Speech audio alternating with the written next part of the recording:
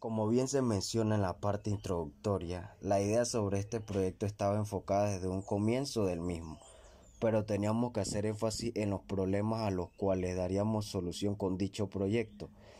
No se puede decir que fue complicado encontrarlo sabiendo las situaciones actuales en las cuales nos encontramos actualmente. Sin embargo, la parte difícil estuvo en encontrar las informaciones externas que nos brindaran estudios realizados con este método para así entonces nosotros poder ir avanzando con certeza lo que ya teníamos planificado previamente. De manera organizada, luego nos pusimos a analizar cuáles eran las probabilidades de que la parte teórica en la que íbamos a trabajar en este proyecto se diera de una manera exitosa, ya que como lo mencioné anteriormente, las informaciones acerca de este proyecto eran escasas. Habiendo pasado esto, solo nos quedaba conseguir los materiales correspondientes para poder desarrollar el experimento y observar si los resultados obtenidos eran los que se querían desde un comienzo. A continuación, en la metodología se llevaron a cabo varios procesos, empezando por el método de pirólisis convencional, pero en su forma básica, por lo que la temperatura que se alcanza dentro de la cubeta fue relativamente baja en comparación con un sistema avanzado. Para empezar la pirólisis, se recolectó una amplia gama de restos orgánicos como hojas secas, ramas y otros. También se seleccionó un balde metálico sin fondo para incrustar en el suelo.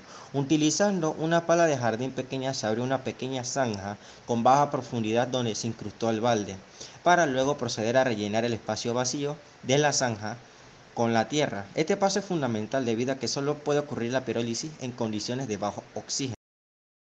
Luego se introdujo una capa de materia orgánica dentro de cada balde. Empleando un encendedor se dio inicio a la pirólisis. Utilizando una vara se manipuló la materia orgánica para que se localizara de manera plana en la base del contenedor, y con esto se crearon tres capas importantes de materia. A medida que se llevó a cabo la pirólisis, la materia por carbonizar se convirtió en biochar, por lo que se agregaron más capas de materia orgánica hasta alcanzar la máxima capacidad del balde. Cuando el balde se llenó, se le puso fin a la pirólisis, agregando agua para eliminar cualquier flama que se pudiese encontrar por debajo de la superficie del biochar. Luego se procedió a tamizar el biochar para separar restos sin carbonizar y tierra. Luego se midió su peso y el volumen del biochar final para calcular su densidad. La mitad del biochar obtenido se mantuvo sin activar, mientras que la otra parte fue sometida a la activación mediante la aplicación del té de compost. Luego de haber terminado el proceso de pirólisis, se debió de haber realizado previamente el test de compost, que para elaborar el test de compost se utiliza una bolsa de tela llena de compost dentro de un contenedor con agua de lluvia. La proporción fue 5 partes de agua a 1 de compost, y se mantuvo el saco de compost en el contenedor con agua durante 4 días, revolviendo con una vara de madera durante 5 minutos cada día. Luego se colocó el biochar dentro de una bolsa de tela y se sumergió en el té de compost por 2 días para permitir que los poros del biocarbón se adaptaran. Luego de haber hecho el té de compost y activar el biochar, se elabora el revestimiento usando una mezcla del 50% del biochar, 30% de arena y 20% de arcilla. Estas proporciones fueron utilizadas tanto para el biochar activado como para el no activado. Se aplicó agua a la mezcla para poder obtener una consistencia de carácter pastosa similar a la del yeso.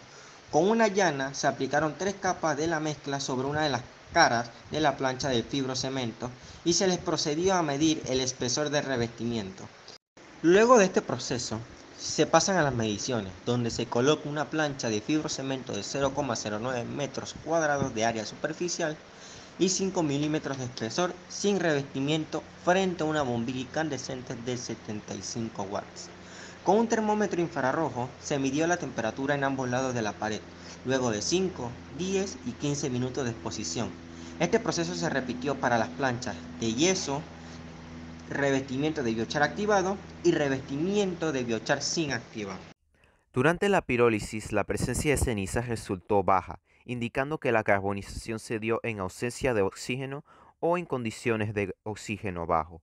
Las cualidades del producto final fueron un color oscuro, una textura arenosa para la mayor parte del producto y una textura rocosa solo para muestras derivadas de ramas gruesas, entre 1 y 1,5 centímetros de diámetro. La masa final del biochar producido fue de 1.423 gramos y su volumen de 3.500 centímetros cúbicos aproximadamente. Esto resultó en una densidad aparente de 0,41 gramos por centímetro cúbico. La densidad aparente se encuentra dentro del rango aceptable para muestras de biochar, aunque cerca de su límite superior. Se infiere que la porosidad y área superficial interna del producto son algo bajas, aunque aceptables para el cumplimiento de las propiedades. En los artículos publicados por el Instituto Ítaca no se mencionaba la proporción de agua necesitada para que la mezcla de biochar, arena y arcilla adquiriera una consistencia adecuada. Así que se determinó que con 3 partes de mezcla y una parte de agua se podía alcanzar una consistencia pastosa. Posterior a la aplicación de los revestimientos se midieron sus espesores junto con los de las planchas. La plancha sin revestimiento tenía un grosor de 5 milímetros. La plancha con yeso tenía un grosor total de 6 milímetros. Significa que el grosor del revestimiento era de 1 milímetro. Para el biochar no activado, el grosor total era de 8 milímetros, mientras que el biochar no activado en sí tenía un grosor de 3 milímetros. El total para la plancha con biochar activado era de 15 milímetros y el biochar activado mismo de 10 milímetros. Existe la posibilidad que la falta de uniformidad entre los espesores de las diferentes planchas afectara los resultados de las pruebas de aislamiento. Las pruebas de aislamiento se realizaron en las áreas verdes de la Universidad Tecnológica de Panamá, donde la temperatura oscilaba entre los 26,5 y 29,5 grados Celsius. Las temperaturas iniciales registradas en ambas caras de cada plancha oscilaban en este rango. Esta tabla muestra las lecturas de temperatura en ambos lados de la plancha de fibrocemento sin revestimiento. Puede observarse que los delta T se mantuvieron relativamente bajos durante todo el ensayo. Seguido, la tabla que muestra las lecturas de temperatura en ambos lados de la plancha de fibrocemento con yeso. Nótese que la diferencia de temperatura medida a los 10 minutos de iniciar la prueba es un valor mucho mayor que el resto de los resultados. Este valor extremo se debe a un error experimental. La bombilla de 75 watts fue alejada de la plancha, mas no apagada en ese momento. La tabla muestra las lecturas de temperatura en ambos lados de la plancha con aislamiento de biochar no activado. Los resultados fueron bastante favorables en comparación con los ensayos anteriores. Por último está la tabla que muestra las lecturas de temperatura en ambos lados de la plancha con aislamiento de biochar activado. Con anterioridad, se mencionó que las diferencias en los grosores de los aislamientos pudieron haber afectado los resultados de las pruebas de aislamiento, y en este ensayo es más evidente. El grosor de este revestimiento es más de 3 veces mayor que el revestimiento de biochar activado. Por este motivo, resulta difícil determinar la diferencia en efectividad del biochar activado y no activado. La siguiente gráfica permite visualizar la fluctuación de la diferencia de temperatura a lo largo del ensayo para cada una de las planchas. El fibrocemento, representado por la línea azul, presentó los peores resultados. Su delta T se mantuvo bajo durante el transcurso de su ensayo, seguido por el fibrocemento con yeso, representado por la línea naranja. Recordando que el súbito incremento en su delta T en el minuto 10 se debió a un error experimental, no puede considerarse que su capacidad de aislamiento es superior a la del resto de los revestimientos. En los otros intervalos de tiempo, presentó resultados ligeramente mejores que la plancha sin revestimiento, a excepción del último intervalo. Las planchas con biochar presentaron los mejores resultados. Primero el biochar activado y seguido por el biochar no activado. Se infiere que el biochar no activado posee una mejor capacidad de aislamiento porque sus poros no han sido ocupados por sustancias y vida microbiana, como en el caso del biochar activado. La manera más común de medir la capacidad de aislamiento de los materiales en el campo de la construcción es mediante el factor R de aislamiento, que puede ser calculado mediante la siguiente ecuación, en la cual L es el espesor del aislamiento en metros, K es la constante de conductividad térmica en kelvins por watts sobre metros y A el área del aislamiento en metros cuadrados.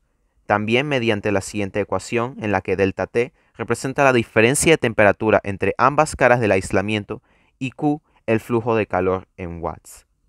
Debido a que no se contaba con instrumentos para medir el intercambio de calor entre las caras de las planchas, las siguientes ecuaciones presentan los factores R como múltiplos de las constantes de conductividad térmica K de cada material. A pesar de este vacío de información, es posible determinar cuál material posee el factor de aislamiento mayor. Según la ecuación R es igual a delta T sobre Q, el factor R es directamente proporcional a la diferencia de temperatura entre ambos lados del material aislante. Tomando las medidas de las 3 últimas mediciones de cada uno de los ensayos, se determina el orden ascendente de los factores R de aislamiento.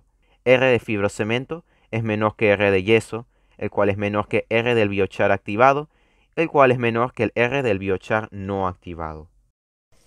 Finalmente, habiendo llegado a la parte culminante de este proyecto, podemos decir en una breve conclusión de que los objetivos que fueron planteados desde un comienzo, previos a este proyecto, se llevaron a cabo de una manera exitosa, ya que los resultados que nos arrojaron las partes experimentales eran los resultados que se esperaban, resultados que dieran soluciones a los problemas que fueron planteados, pero de una manera más eficiente y reduciendo el impacto ambiental